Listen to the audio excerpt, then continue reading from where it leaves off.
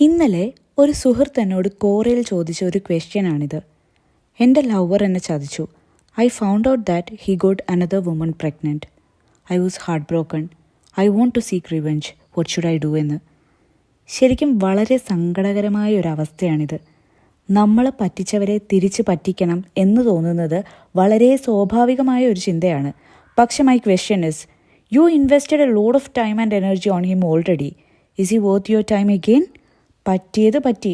നിങ്ങൾക്ക് ഹീൽ ആവണമെങ്കിൽ റീവെഞ്ച് അല്ല മാർഗം. കാരണം റീവെഞ്ച് ഡസൻ ഹീൽ യു.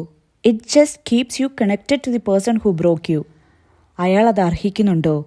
ഒരിക്കലുമില്ല. അയാൾ ഇനി നിങ്ങളുടെ ലൈഫിൻ്റെ ഫ്രെയിമിൽ വരിക പോലും വേണ്ട. അയാൾക്ക് പണി കൊടുക്കുന്നതിനെക്കുറിച്ചോ അയാൾ അതെന്തിനു ചെയ്തെന്നോ എന്നൊന്നും ചിന്തിക്കണ്ട. Nothing is more attractive than a woman who is unstoppable in her pursuit of a better life. Keep going on. വീണ്ടും വീണ്ടും ചിലപ്പോൾ നിങ്ങളെ ഇതുപോലെയുള്ള ആളുകൾ സമീപിക്കും. വീണ്ടും അവർ വിശ്വസിപ്പിക്കാനും ഹേർട്ട് ചെയ്യാനും ഒക്കെ നോക്കും. വീഴാതിരിക്കേണ്ടത് നമ്മുടെ മാത്രം ഉത്തരവാദിത്വമാണ്. നിങ്ങളെ വേണ്ടാത്തവരെ ഓർത്ത് നിങ്ങൾ ഒരുപാട് കരഞ്ഞു. പക്ഷേ ഇനി ഒരു തുള്ളി കണ്ണീർ പോലും അയാൾ ഡിസേർവ് ചെയ്യുന്നില്ല. So move on. You have no other choice.